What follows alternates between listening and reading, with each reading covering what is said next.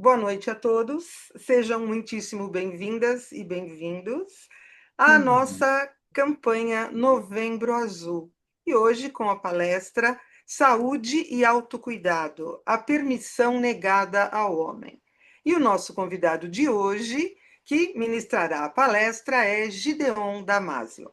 O Gideon é psicólogo com formação em psicologia transpessoal, gestalt terapia, terapia cognitivo-comportamental, hipnose, PNL e terapia Jageriana. Ele também é terapeuta integrativo há mais de 30 anos, com formação em Reiki, ai, Mindful Vai Breathing, mesmo? depois ele fala direitinho esse negócio para vocês. Cura prânica, TVP, meditação, limpeza energética, radiestesia e essências Dragon Light.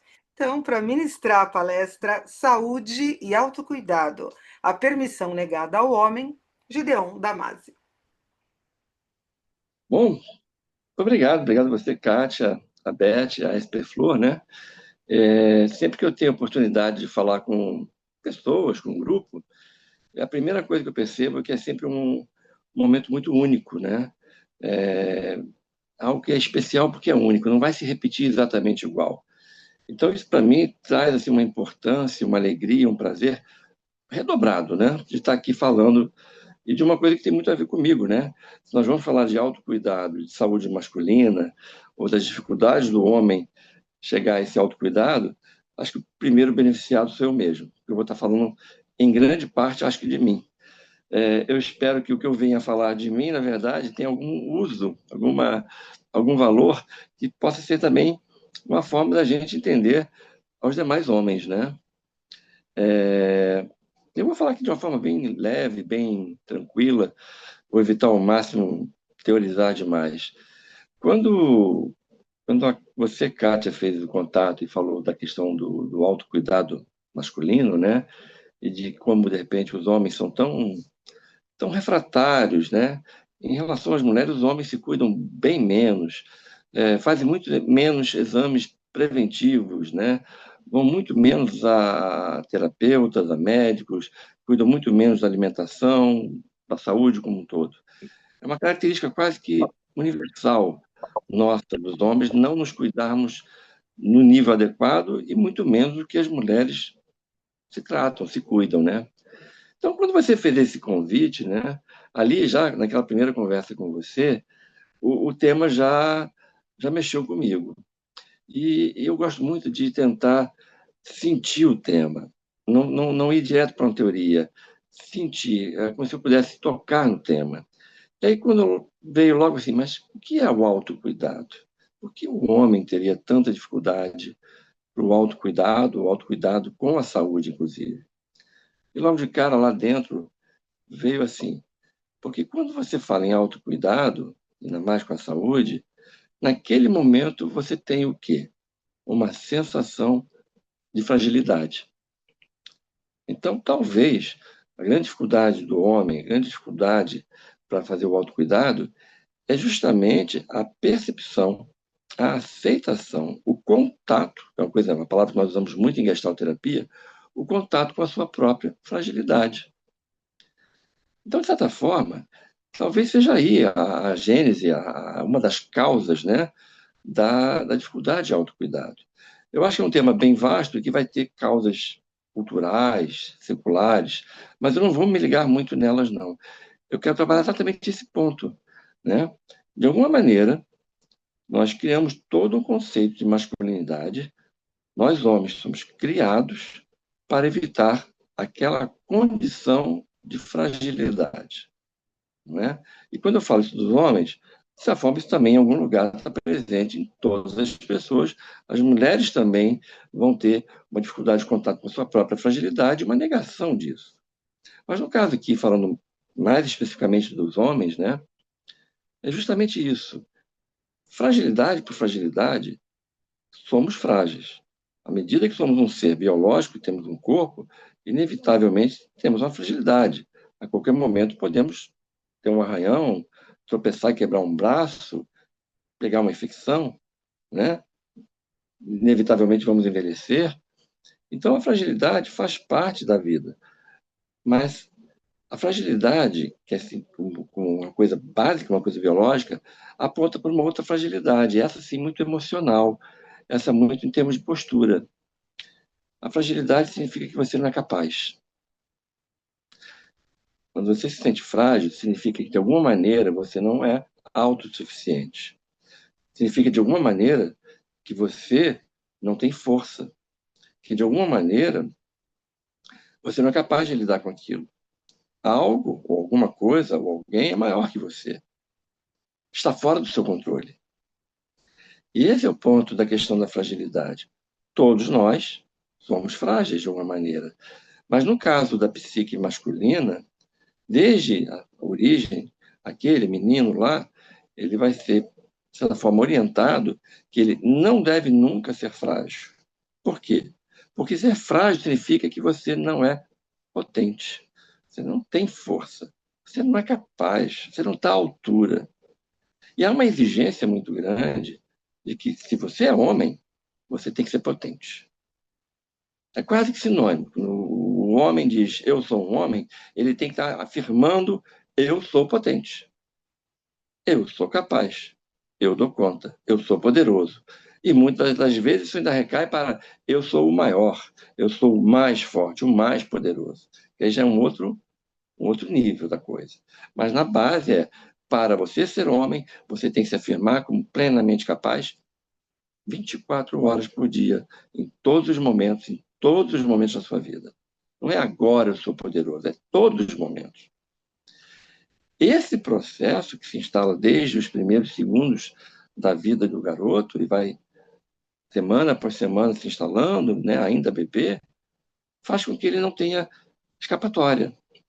Para se firmar como um filho, um menino e futuramente como um homem, ele tem que se firmar como um ser todo-poderoso. Isso não é possível. É uma grande mentira. É uma grande fantasia que é construída. Mas é colocado como uma regra, uma necessidade, uma obrigação. Se você é homem, se você é criança, menino, pretende se tornar um homem, você tem que ser todo-poderoso. Só será respeitado, só terá valor, só será um orgulho para a sua família e respeitado pelos demais, principalmente pelos outros homens, se você se tornar esse ser poderoso. E como isso é uma mentira, né? Ninguém é tudo poderoso. Nós não somos capazes de dar conta de tudo, em nada, em nenhum aspecto, inclusive na própria fragilidade física, né? É um estado permanentemente de tensão. Só isso já adoece o homem.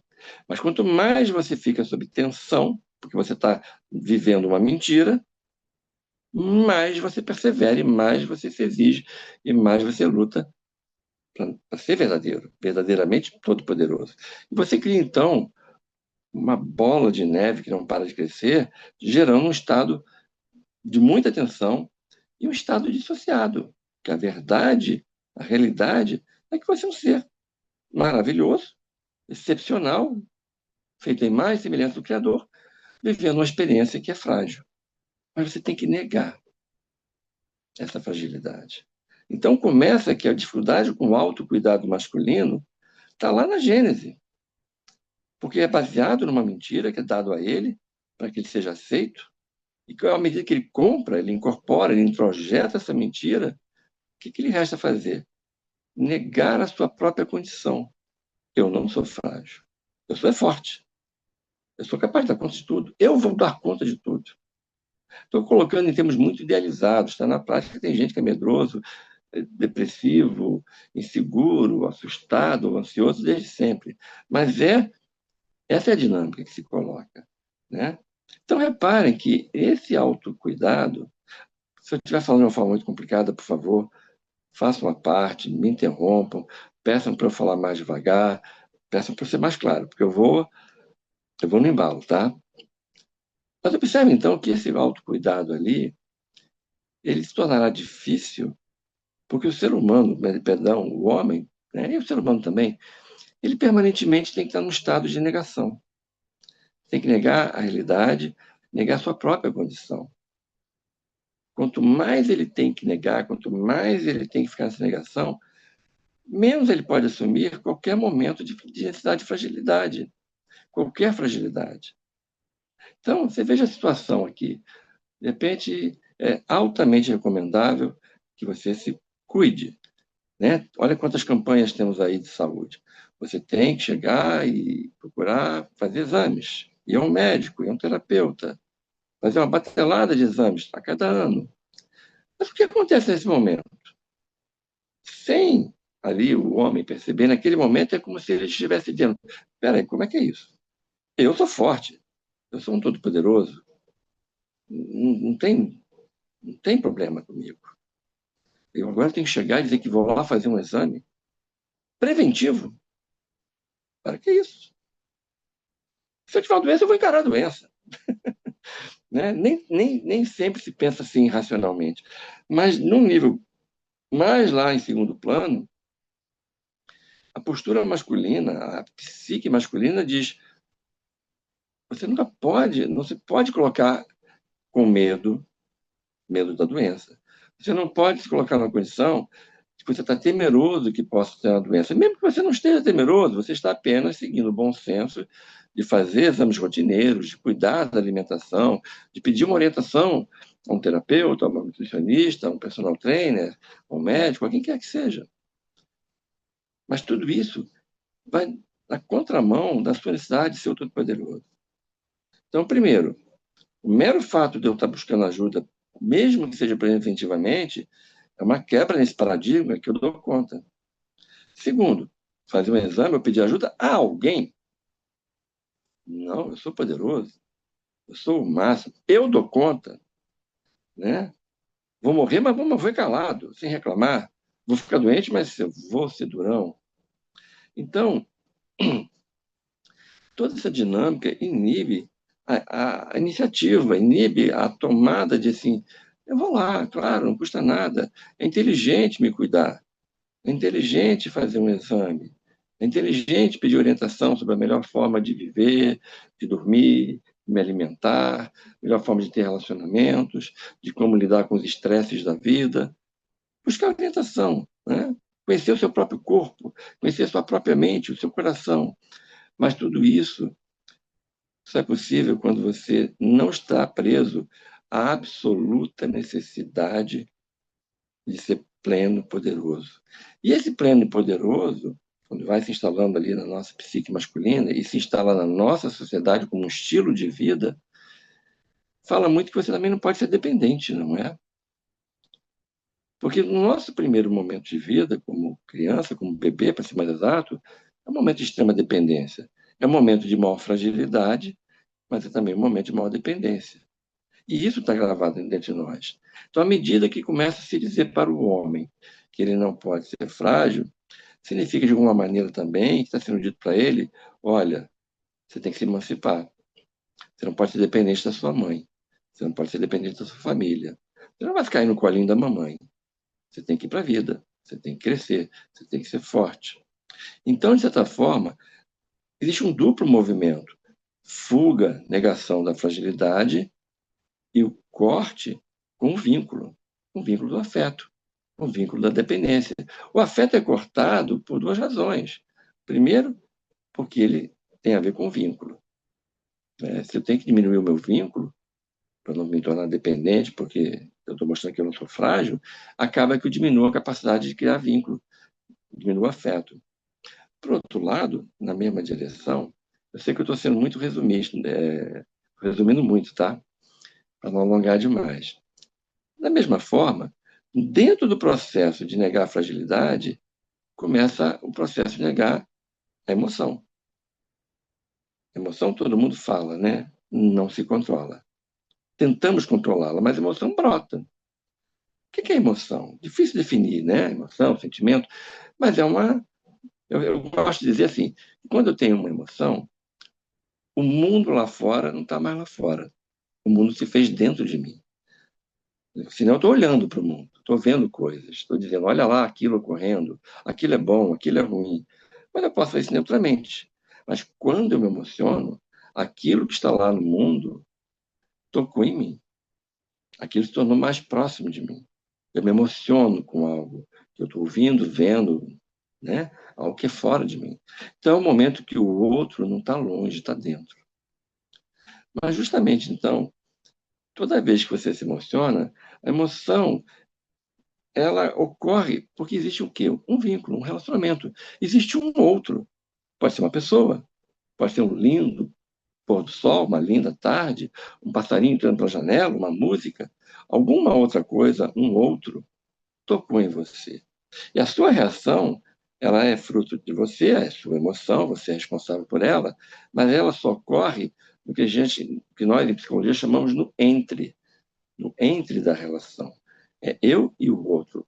É nesse encontro que surge emoção. Então, essa emoção tem essa duplicidade. Ela é minha, eu sou responsável pela minha emoção, mas ela só existe num espaço e num tempo, que é o espaço e o tempo do entre.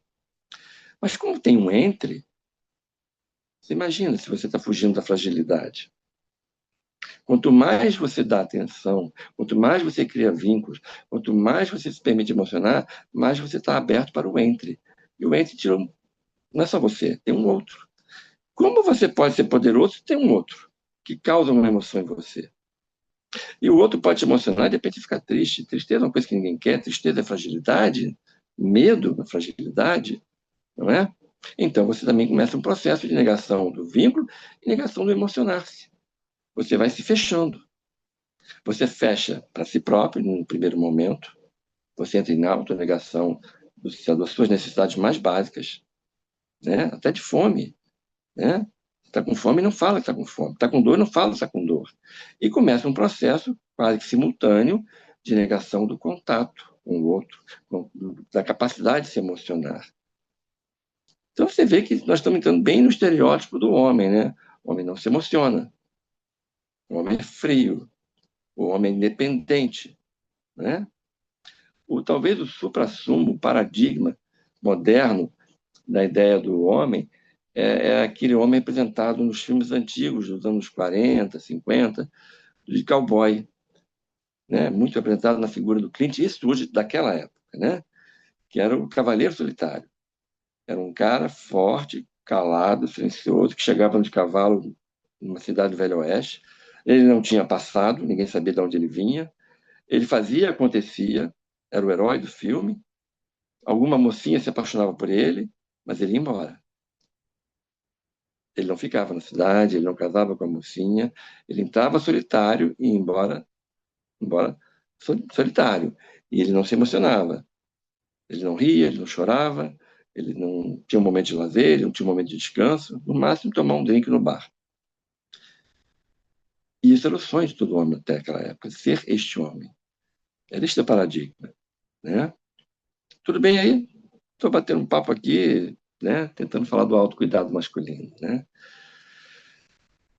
Então você vê que durante séculos, milhares de anos talvez, nós criamos essa forma de ser, né? Isto é o homem que o homem deveria ser. Ah,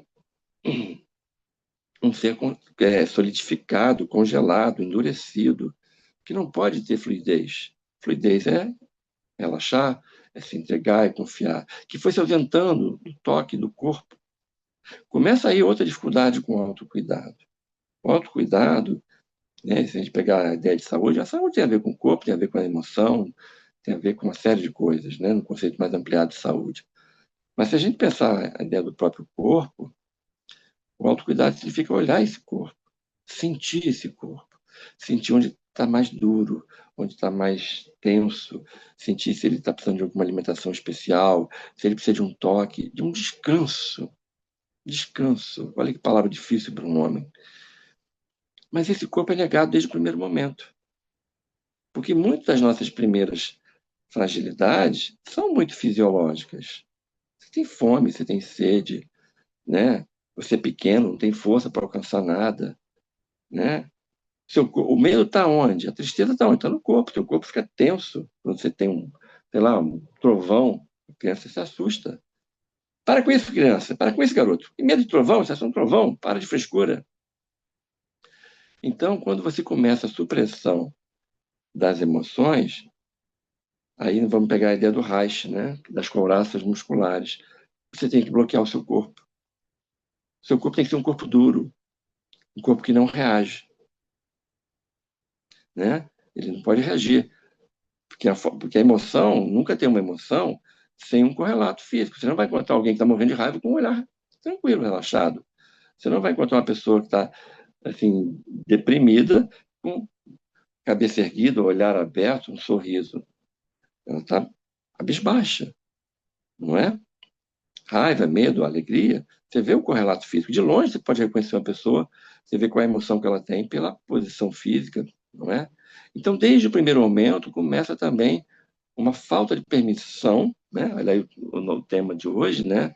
É uma negação a sentir o próprio corpo, a ter contato com o corpo, observar as tensões do corpo. O corpo, em algum momento, pode até ser um inimigo, porque ele me enfraquece, né? Então, você imagina, migra isso agora para um homem adulto, que ele vai fazer exames no corpo, pedir que alguém olhe para o corpo dele, ele não olha para o próprio corpo, vai pedir que um terapeuta, um médico, alguém olhe para o corpo dele, ele vai receber uma massagem, muito difícil, né?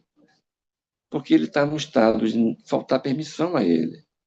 Então, é isso, talvez, um dos aspectos, há outros, né? Aspectos culturais, é claro, até energéticos, espirituais, mas há essa dificuldade da gente, a gente homem, né? Nós homens, saímos de uma posição de prepotência, de arrogância, e dizer assim, eu sou um ser humano, eu mereço ser visto, eu mereço ser atendido, eu mereço cuidado. Há algo na psique masculina que diz que você não pode ter acesso a isso, né? E aí, vou falando isso, acaba que eu volto um pouquinho às ideias freudianas, que estão tão, assim, criticadas, tão fora de moda, né? Talvez não sei nem se eu vou saber reproduzir bem, mas, de certa forma, né? Quando todo ser humano nasce, independente se é menino ou menina, homem ou mulher, né? Idealmente falando, né? Bem idealmente falando, a gente nasce a partir de uma relação simbiótica. Nascemos de uma mãe, nascemos depois de 9 meses, numa comunhão total com ela a partir da vida uterina.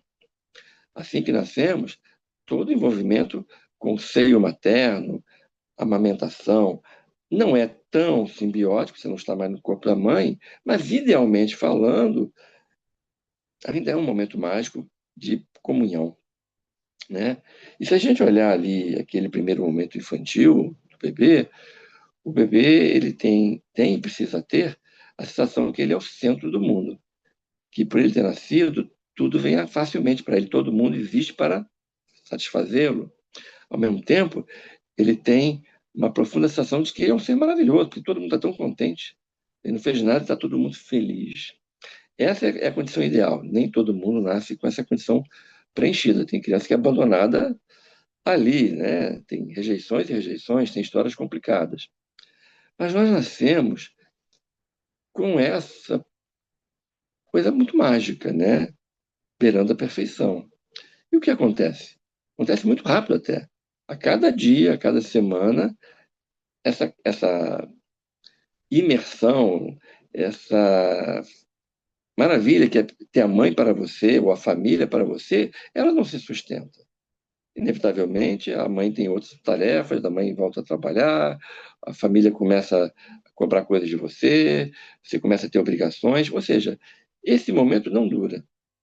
E à medida que não dura, ocorre um choque, é um trauma da perda da mãe, a perda do paraíso, a perda da condição de que eu não existo como centro do mundo, o mundo não existe para mim, eu não sou esse ser tão maravilhoso que supra os outros a todo.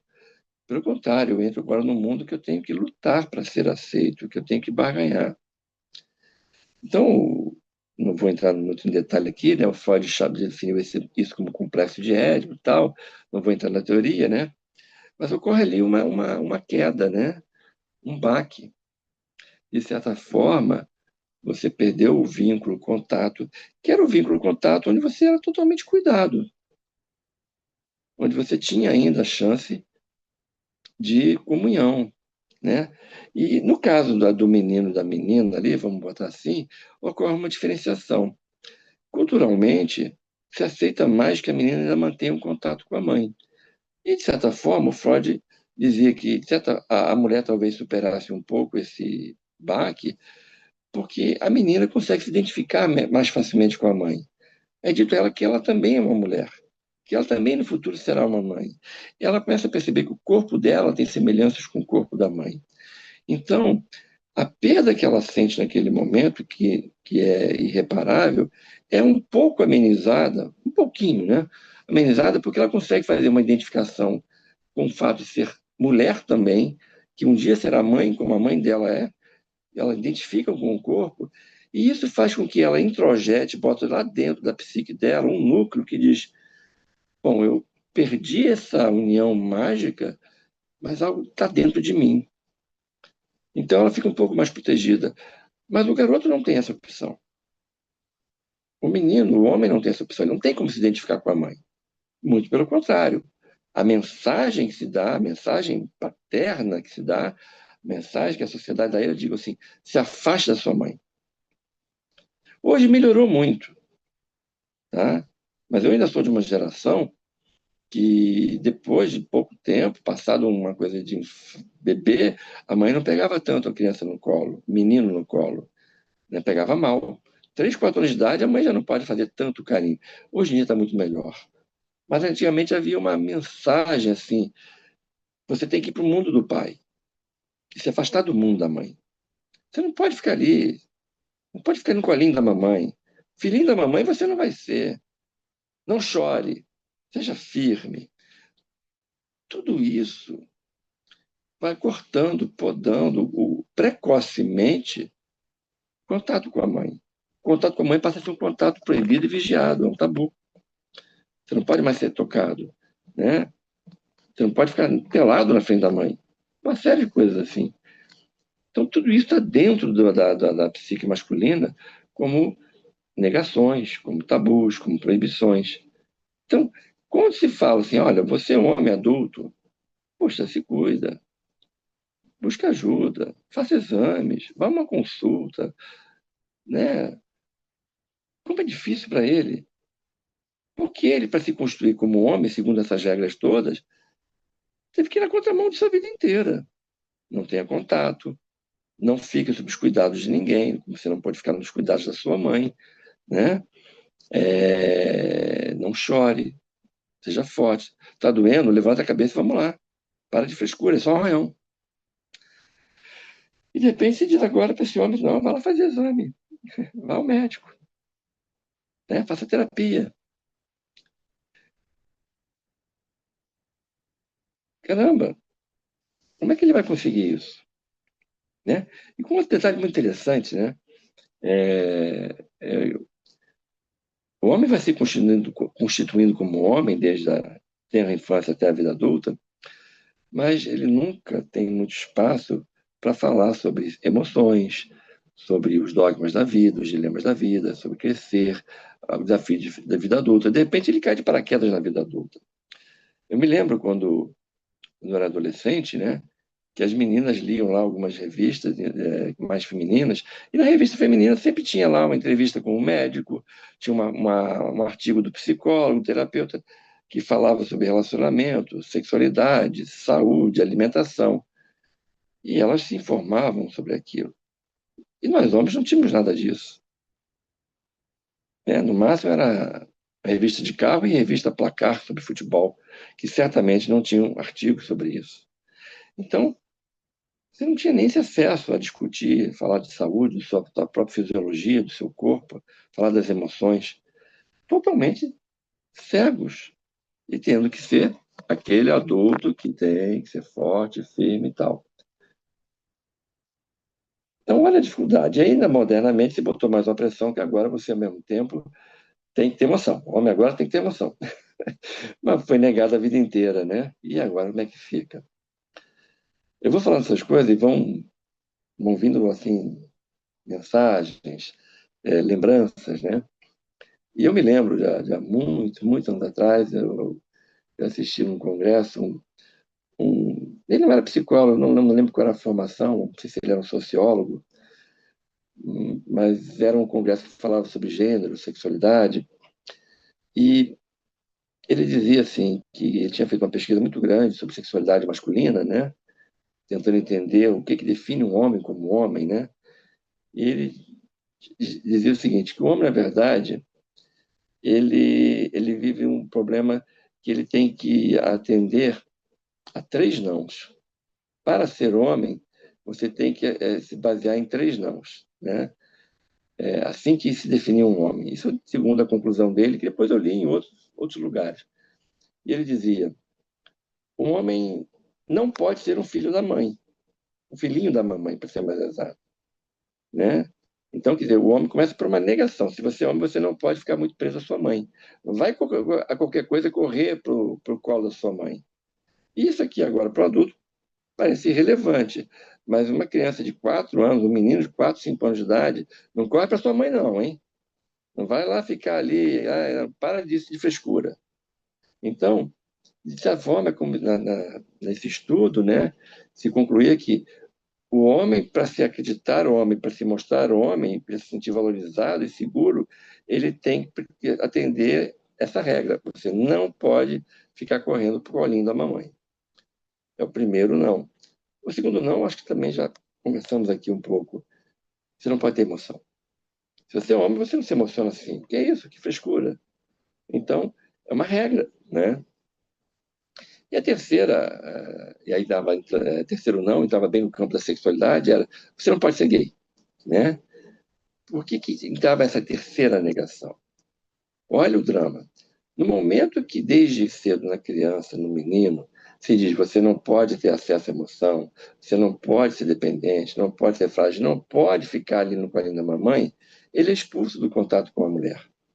Ele é expulso do contato, do toque com o corpo da mãe. É um tabu. Se tem um corpo que é tabu para um homem, é o corpo da própria mãe, o corpo da irmã, não é? Então, ele foi expulso de uma coisa que devia ser natural, que é o carinho, o toque, o afago, deitar no colinho da mamãe. O que sobra para ele? O toque com os homens, o contato com os homens, né? Mas aí, então, olha que loucura, porque agora o único veículo, o único meio de acesso ao toque, ao carinho e fazer vínculo é com outro homem. Ah, não, mas aí você vai dar um nó. Então, você também não pode isso. É colocado culturalmente um terceiro tipo de não, não, você não vai ser gay, porque se você cortou todo o vínculo com o feminino, com o toque, com o corpo da mulher, você inevitavelmente vai obter isso, vai ter que obter isso de um homem, mas não pode também. Então, o homem fica permanentemente num estado de tensão porque ele está subjugado por três nãos absolutos. Não pode ser ligado à mãe, ou ser do filhinho da mamãe, ou ficar no colinho da mamãe, não pode ter emoção e não pode ter intimidade com outro homem. O outro homem é sempre um competidor. Olha a dureza, né? Aí você diz, autocuidado, você vai o quê? Ah, eu vou numa médica, eu vou na terapeuta. É mulher. Pô, você fortão, vai se abrir, vai falar para uma médica que você está inseguro, de repente você está com medo, está doente, ou que você está doente. Difícil você confiar, se abrir, porque você não pode ter contato com a mulher. Você não pode ser cuidado por uma mulher.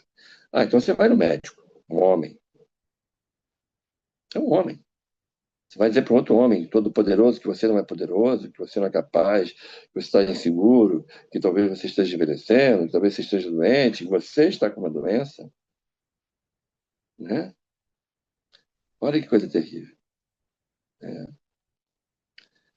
E aí se junta uma outra coisa muito difícil no aspecto masculino, muito difícil no aspecto do autocuidado, que é a valorização do guerreiro, a valorização da dor. Como o homem foi treinado ao longo dos milênios para ser isso, ele é treinado para ser um cara rígido, que vive uma espécie de hierarquia militar, mesmo que não seja militar, ele é valorizado para o sacrifício. A ideia do sacrifício é uma compensação psíquica.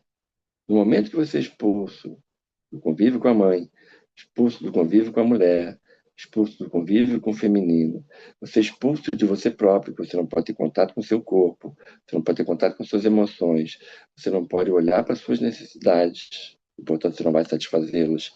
Quando você não pode ter direito a nada, você tem que ser sempre exclusivamente forte, isto é um enorme sacrifício. Em cima desse sacrifício, se criou toda uma cultura de uma irmandade entre os homens, que nós somos aqueles que se sacrificam. Nós somos os castrados, sofridos, pagamos um preço altíssimo por isso. Não falamos disso, não temos consciência disso, mas todos nos identificamos por uma dor primeira, que é a dor da autocastração ou da castração familiar e social sobre nós, nosso direito à emoção, nosso direito ao corpo. E se criou uma cultura, então, dessa irmandade dos fortes, mas que também valoriza o sofrimento, o heroísmo, né? Você se sacrificou.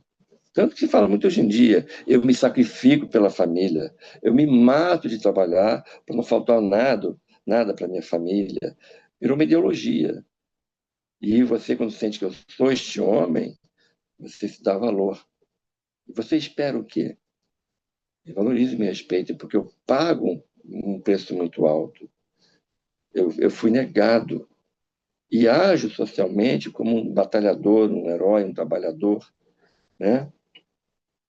Quantos filmes de guerra nos mostram que o cara ele morre para salvar os outros, né? As cicatrizes de guerra, se valoriza as cicatrizes. Todo homem tem cicatrizes. Quando estou falando dos homens, eu sei que as mulheres têm a mesma coisa, tá? Porque aqui estamos trazendo uma análise, uma leitura da psique masculina, né? Isso é claro que não é exclusivo do homem. Então você vê que, além dessas dificuldades que primeiras que eu estava falando em relação à autonegação, etc. e tal, em relação ao autocuidado, temos também esse traço dele ter que ser um guerreiro e que há uma irmandade que valoriza a dor e o sacrifício. Isso é outro inibidor do autocuidado, principalmente do autocuidado preventivo. Muitas vezes o homem prefere descobrir que tem uma doença já instalada do que ter feito a prevenção. Porque quando ele tem a doença, ele recebe solidariedade. Por mais um sacrifício, ele vai ter que se tratar. Olha quanta dificuldade, então, que recai principalmente na saúde preventiva, nos cuidados preventivos. Tudo isso está dentro da nossa psique masculina. Por isso que, às vezes, eu acho muito interessante, quando eu atendo homens, né? Sempre se diz que o homem vem com muita dificuldade para uma psicoterapia, né? Porque ele vai ter que se abrir, falar de emoção e tal. Eles têm muita dificuldade. Então é muito comum, eu já desde a primeira sessão, dizer para ele assim: olha, muito obrigado por você estar compartilhando esse aspecto tão desafiante para você. E, na verdade, eu estou falando uma coisa que é muito sincera dentro de mim. Eu realmente agradeço a homens e mulheres se eles vêm e compartilham suas vidas comigo. Eu me sinto muito honrado por essas pessoas compartilharem suas dores, os seus medos, coisas que eu sei que geralmente eles não abrem para outras pessoas. Então, é uma honra para mim e eu agradeço essa honra. Mas eu faço questão de verbalizar isso para os homens, né? Porque eu sinalizo para ele assim: muito obrigado por você estar compartilhando isso comigo, você ter a coragem de se abrir comigo. Então, quando eu falo dessa maneira, o que que acontece? Primeiro, eu estou dando a ele uma coisa que ele precisa ter, porque a tendência do homem é: eu tenho que ser poderoso, por isso eu não vou me cuidar. Para ele chegar e me dizer assim: eu preciso de ajuda, eu falo uma coisa aqui que eu não estou sabendo lidar, se despiu ele daquilo que ele tentou ser a vida inteira, que é a fantasia do homem hiperpoderoso. Então eu tento dar a ele um resgate, de assim: poxa, muito obrigado pela sua coragem de estar aqui compartilhando isso. Eu imagino quão difícil foi isso para você, esse desafio. Isso não é para qualquer um. Então, ao falar essas coisas, eu o ajudo a perseverar. Isso não é para qualquer um. Eu dou uma mensagem que todo homem quer ouvir. Eu estou acima da média. Olha a minha coragem. Eu falo isso aqui, divido isso aqui com vocês, porque eu acredito que a maioria aqui está no campo da ajuda, é um terapeuta, né? E às vezes nós temos essa dificuldade como acolher o nosso paciente, o nosso cliente homem. Então nós temos que sinalizar para ele, logo de cara, assim, o quão honrado, o quão digno, o quão corajoso ele está sendo. Chegar a esse ponto, dizer: olha, eu aqui precisando de ajuda. Mostrar que ele não é um filhinho da mamãe. Mostrar que ele não é um fraco, né? E aí, olha que interessante, né? Aqui o título do nosso encontro acabou falando muito da permissão, a permissão negada ao homem. Olha quanta coisa é negada ao homem. Dentro dessa leitura toda, que é apenas uma das milhares de leituras sobre a psique masculina, essa é apenas uma delas, né? Podemos fazer muitas outras, inclusive muito bonitas, né? Mas há um processo forte de negação. O homem não é permitido ser a totalidade do que ele é. Eu sei que isso também ocorre para as mulheres, né? Mas estou aqui dando ênfase no viés masculino. É negado a ele a totalidade de ser tal como ele é. Ele precisa ser apenas parcialmente algo para se adaptar e ser forte. Então, esse homem precisa de uma validação, de uma permissão. Se queremos ajudar o nosso filho, nosso irmão, nossos amigos, nossos pais, se as mulheres querem ajudar os homens, seus clientes, seus pacientes, agir de modo a dar uma certa permissão. Quão valoroso você é por, de repente, falar das suas emoções. Poxa, que incrível, você foi ao médico. Nossa, cara, que coisa bacana, você faz terapia, você foi a um tarólogo, você foi a um astrólogo, né?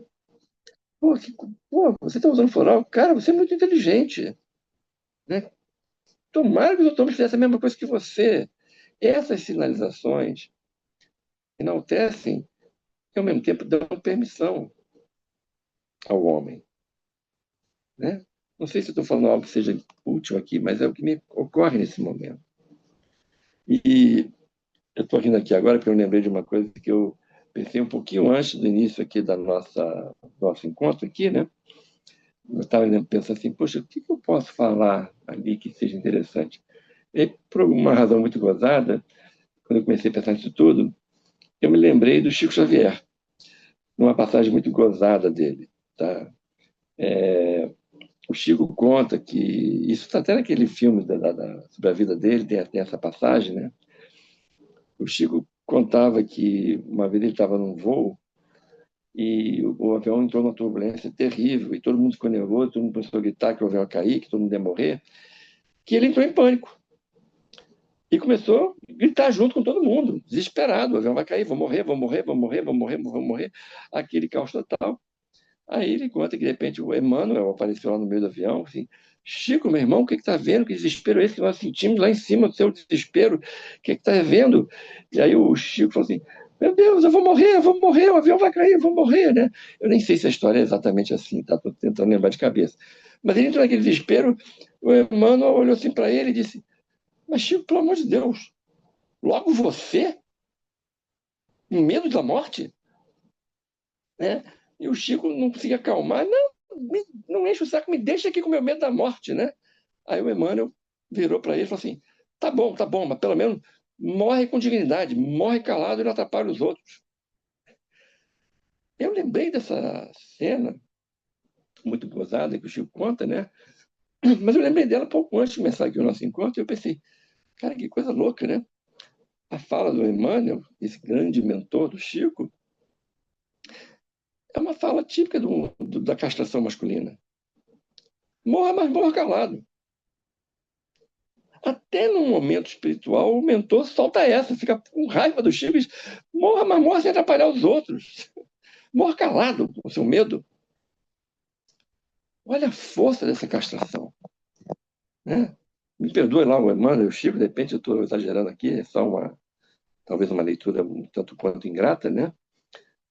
Mas você vê que a castração permeia a fala dos homens para os homens. Né? Não sei, estou sentindo que é hora de eu fazer uma pequena pausa e ouvir um pouquinho, tá? Mas, peraí. Esse é um processo que está individualizado em cada um de nós, mas, ao mesmo tempo, é um processo que está antes de nós, já vem na sociedade, já vem na cultura, já vem ao longo de milênios, está repleto de mensagens religiosas também, políticas, econômicas, religiosas. Então, de certa forma, e também hoje está dentro das mulheres, as mulheres também acho que cada vez mais assumem esse lado, estão ficando cada vez mais parecidas com esse lado castrado do homem, também há uma série de não, a mulher já não pode estar, mas tem que ser forte, né?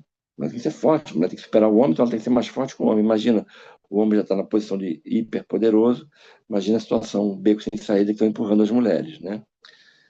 E quando a gente vê, isso tudo acaba repercutindo como uma questão de saúde pública ou de saúde planetária, né? A nossa saúde como um todo, como sociedade, como planeta, será muito melhor quando nós começamos a flexibilizar isso e trabalhar na gênese, que é o não pode. Essa lei que bota que para você ser uma pessoa, você tem que ser forte, quer seja homem, quer seja mulher. Você tem que ser emancipado. Se a gente pegar modernamente, com o surgimento das redes sociais e de uma série de influenciadores, começou a se criar uma mensagem muito grande do sucesso, né? Hoje é uma cultura do sucesso e que há muitas mensagens que você tem que ser o cara capaz de tudo, né? Que a fila anda, você não pode chorar, nada de ser vitimização, não pode procrastinar. Há uma série de mensagens que está sendo ditas hoje que se você alcança tudo, você cria a sua realidade, você pode tudo. E um, um influenciador muito famoso, americano, que fala que você é imparável, imparável, né? E por aí vai. Então, há muita mensagem hoje moderna de que você não pode perder tempo, que você não pode procrastinar, que você não pode ficar reclamando, que você não tem que fazer logo, fazer acontecer. E muita mensagem que você tem que ser sempre um sucesso. Se todo mundo é um sucesso, está todo mundo preso ao problema de ser hiperpoderoso. É castração, né? A obrigatoriedade de você ser lindo, a obrigatoriedade de expor o corpo mais esbelto, né? O tempo todo nas redes sociais. Ser sempre um exemplo de como é que se fez 1 milhão em um mês. Então, tudo isso faz parte desse universo masculino que está permeando tudo, homens e mulheres.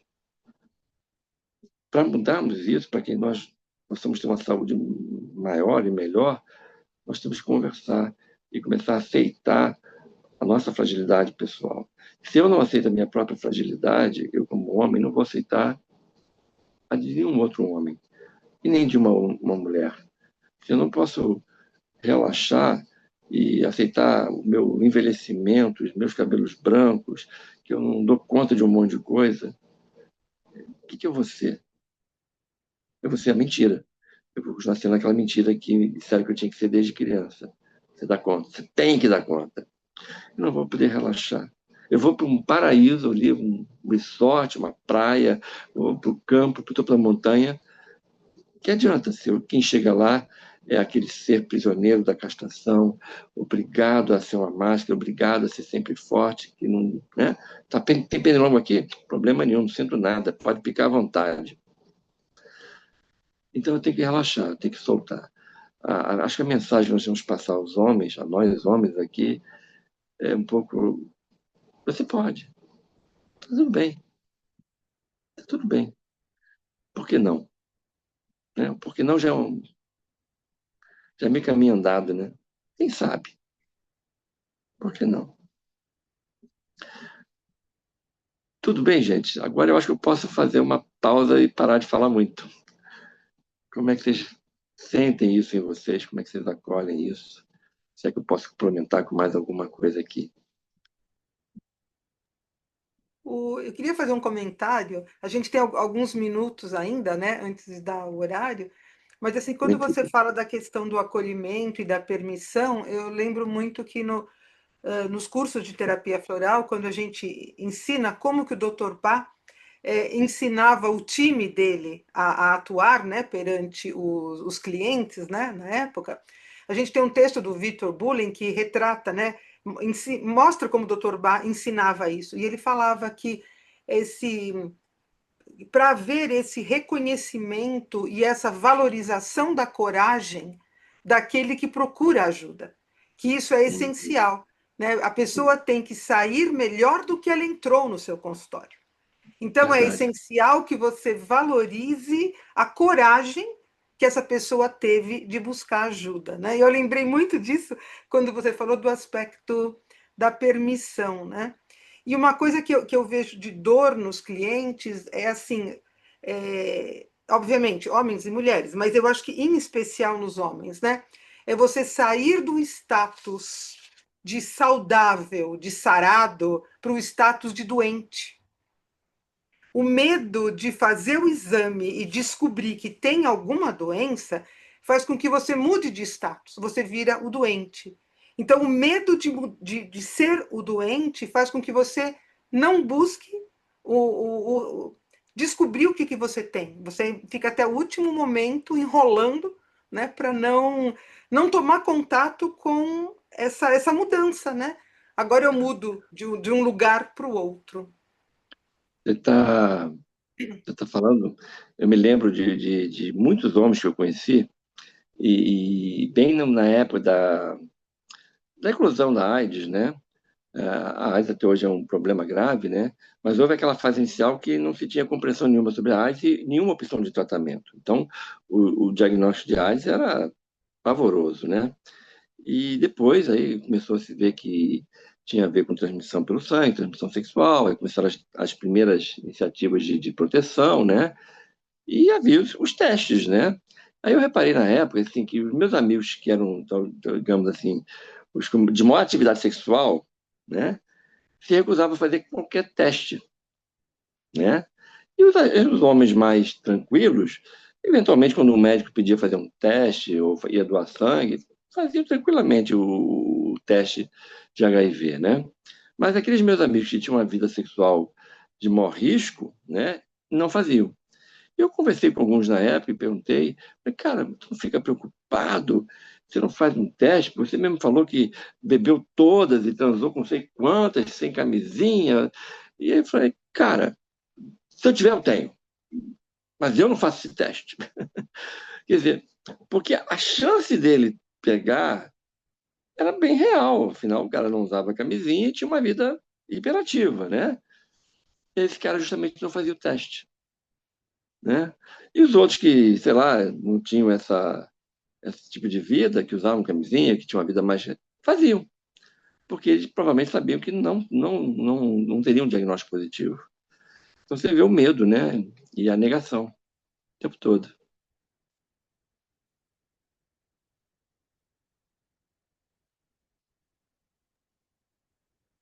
Diego, por favor, abre o seu microfone. Abro sim, olha, realmente agradeço muito aí, doutor Gideão e a todos aí, que esplêndido. Acho que apareceram assim, mosaicos de biografias minhas, de outros clientes, enfim, um universo assim, só da sua fala toda, sabe, doutor Gideão? E aí eu fiquei pensando numa parte que você estava comentando, do homem não se observar e sim ter uma questão de uma atitude mais exteriorizada pelo medo, né, pela castração. Eu acho que assim, a cobrança em relação aos homens é sempre a performance, ser performático para o outro e não buscando o autoconhecimento, buscando o próprio prazer, a própria identificação com a sua centelha, né, com a sua essência. As mulheres são menos cobradas dessa parte de performance exterior, de proporcionar alguma coisa para barganhar algum tipo de afeto ou algum vínculo, alguma coisa. E os homens necessariamente estão mais sujeitos a essa questão. Então eu vejo muito meus clientes geralmente reclamarem, né? Sabe lá se são homens ou mulheres, os contatos, né? Porque eles se sentem intimidados, frágeis, como você botou, vulnerabilidade masculina, que é um tema que é tabu. Tem movimento de Red Pill, sei lá o quê, né? Os homens super performáticos, hiper performáticos. E esses homens que eu atendo, geralmente, são muito homens do cotidiano, homens que realmente não têm essa vida que você comentou dos seus amigos que tinham medo da alta performance exagerada e medo de fazer um exame, né? De HIV ou qualquer outro teste, e eu acho que isso ainda continua numa proporção bem significativa, sabe? E é preocupante todo de Deus. E acho que nós aqui, em especial aí, esse diálogo aqui dessa saúde planetária é muito importante, porque mitigou algumas coisas, talvez ao longo do tempo, mas não acabou. E sempre que o homem é coagido socialmente ou intimamente a ter uma performance obrigatoriamente, mais ele se fecha, mais ele se autocastra, é castrado, mais ele se reduz e é reduzido. E aí é uma questão que fala muito no feminino, eu concordo, né? Eu também valorizo a sacralidade do feminino e do masculino, Mas para mim a sacralidade, né, ânimos, ânima, é uma unidade. Nós somos unos. Há uma unidade. Quando a gente fragmenta a gente, polariza a gente próprio, já é uma questão de saúde pública mesmo. Pode ter certeza, eu agradeço muito, viu? Muito obrigado. Não, Não sei se vocês vão estar disponíveis, que está tão excelente a qualidade dessa palestra. Pensei em tanta gente para compartilhar, não sei se o SP Flow vai liberar essa gentileza. Nossa, estou até emocionado. Queria muito que muitas pessoas que eu convivo, clientes, parentes, enfim, homens e mulheres que precisam muito ouvir essa contribuição única de vocês aqui, em especial do Dr. Gideon. Muito obrigado, estou até emocionado, desculpa. Gratidão. super obrigado a você, Diego. As palavras são sempre muito carinhosas e nós mais precisamos de homens como você, né? A emoção é muito bem-vinda sempre. Isso é muito bom. O, eu me assusto que eu acho que existe um movimento que está se estendendo às mulheres, né?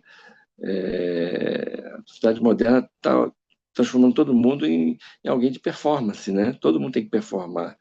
Então, de alguma maneira, até as mulheres começam a entrar um pouco nesse universo que secularmente assim, nos domina, né?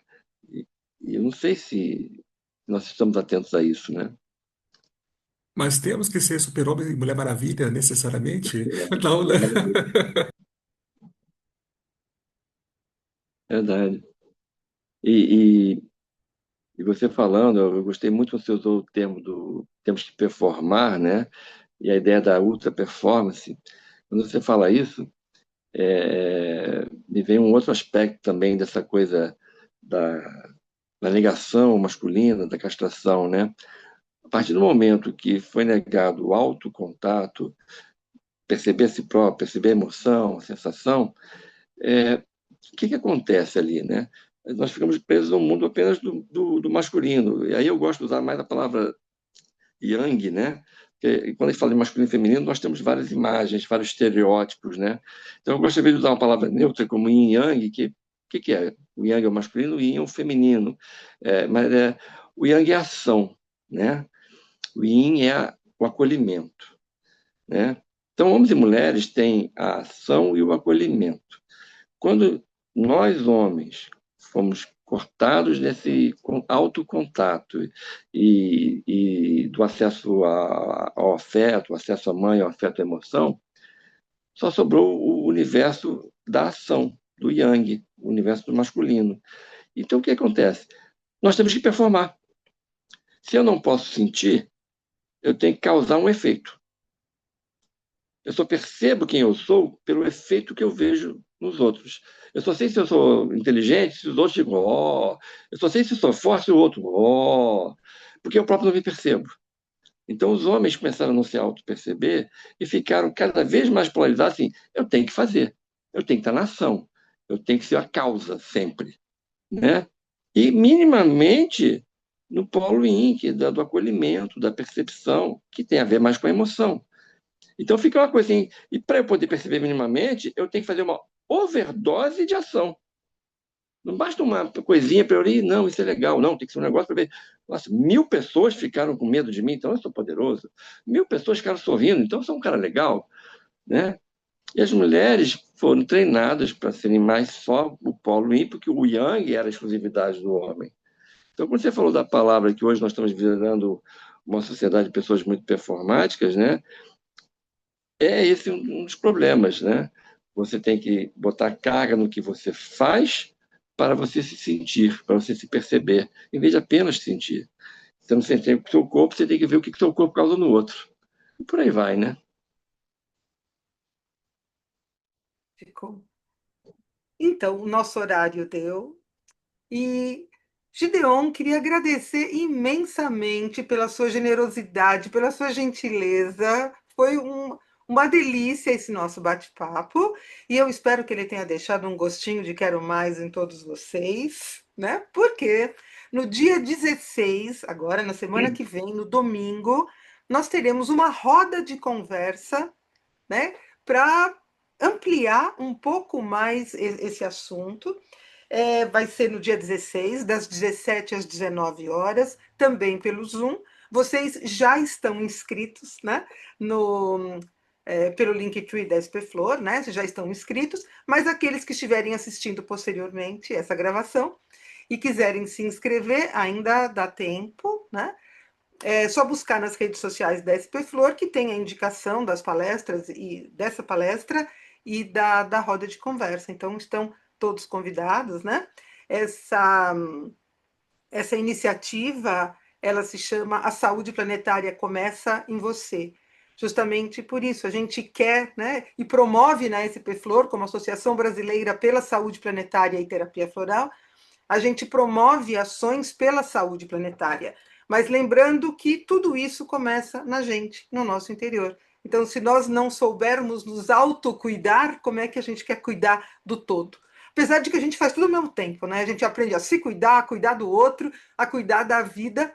E assim, um apoiando o outro nessa comunidade, a gente busca crescer, né? E trazer mais gente animada e vamos aí investir numa nova terra, com um novo ser humano, com novas relações entre os seres humanos, né, entre si e para com toda a natureza, né? Então, mais uma vez, em nome da associação, eu gostaria de agradecer a todos pela presença e contar com vocês, então, nas próximas atividades da SP Flor, em especial no dia 16, tá bom? Mais uma vez, Gideon, muitíssimo obrigada a todos, muito obrigada, então.